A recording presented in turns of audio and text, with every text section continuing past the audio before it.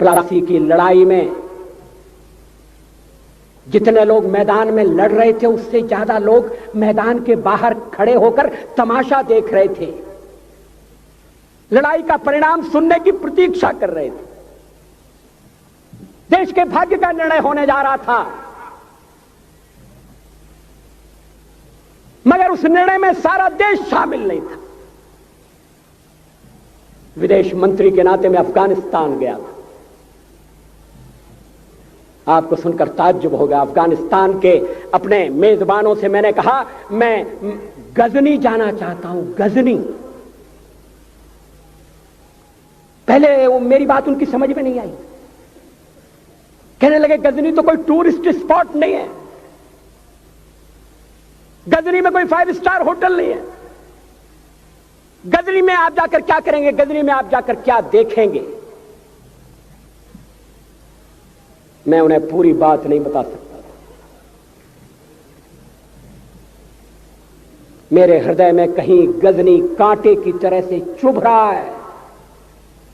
जब से मैंने गजनी से आए एक लुटेरे की कथा पढ़ी है और किशोरावस्था में पढ़ी है, मैं देखना चाहता था वो गजनी कैसा है। आपको सुनकर ताज्जुब होगा, महमूद गजनी का अफगानिस्तान के इतिहास में कोई स्थान नहीं है।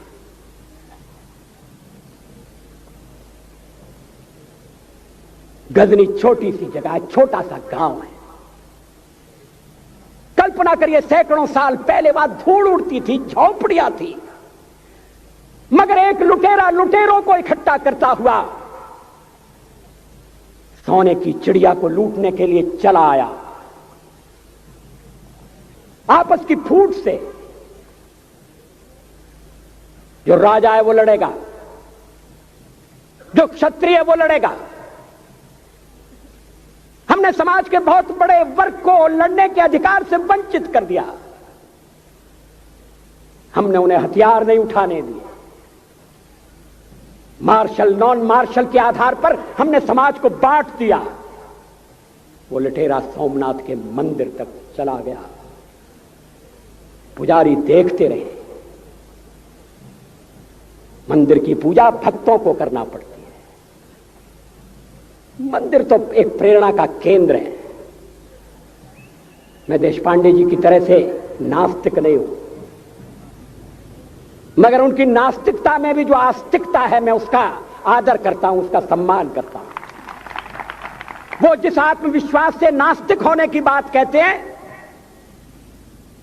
तो मैं उनसे कहना चाहता हूं वो सचमुच में नास्तिक नहीं है। जिसकी आस्तिकता है, जिसका विश्वास है, वो नास्तिक कैसे हो सकता है। विश्वास किसमें है यह बड़ी बात नहीं है, विश्वास है या नहीं। हमने समाज के बहुत से बड़े वर्ग को विश्वासहीन बना दिया।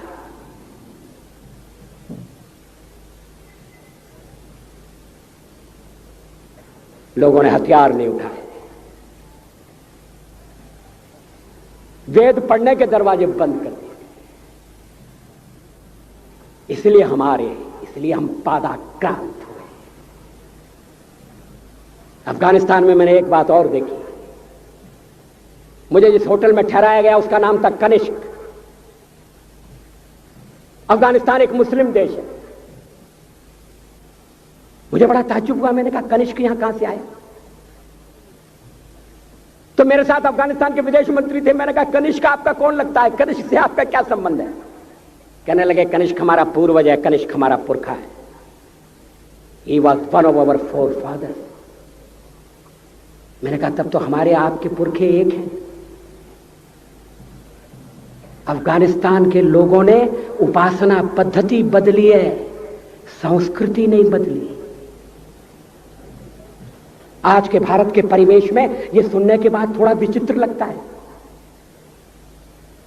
हमारे यहां तो धर्मांतरण के साथ राष्ट्रांतरण होता है, ऐसा दृश्य दिखाई देता है।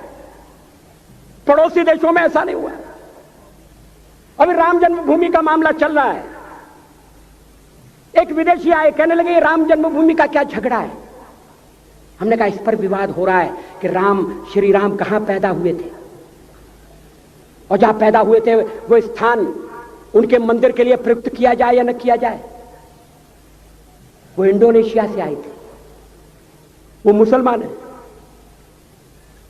कहने लगे हम तो समझते थे कि राम के लिए सारे भारत में आदर होगा, सम्मान होगा। हमने कहा ये आपने कैसे समझा? कहने लगे आप तो इंडोनेशिया आ चुके हैं, इंडोनेशिया में बहुत से लोगों ने इस्लाम स्वीकार कर लिया, मगर श्री राम को विस्मृत नहीं किया, श्री राम को भुलाया नहीं। इंडोनेशिया के बाली द्वीप में 1 महीने रामायण की लीला होती है। मैं उस समारोह में जा चुका हूं। उस समय भी विदेश मंत्री मेरे पास बैठे थे। मैंने कहा ये रामायण ये क्या हो रहा है? मैंने कहा एक्सीलेंसी ये मंच पर क्या हो रहा है? कहने लगे एक्सीलेंसी आपको पता होना चाहिए। हमने कहा मुझे तो पता है मगर मैं जानना चाहता हूं। कहने लगे ये रामायण है, ये राम है, ये लक्ष्मण है, ये सीता है। हमने कहा इनसे आपका क्या संबंध है? आप तो मुसलमान हैं। कहने लगे हमारा संबंध बहुत पुराना है, हमारा तब का संबंध है जब हम मुसलमान नहीं हुए थे। थाईलैंड की राजधानी अयोध्या कही जाती है। थाईलैंड के राजा को आज भी राम कहा जाता है। सावरकर जी ने हिंदू राष्ट्र की बात की,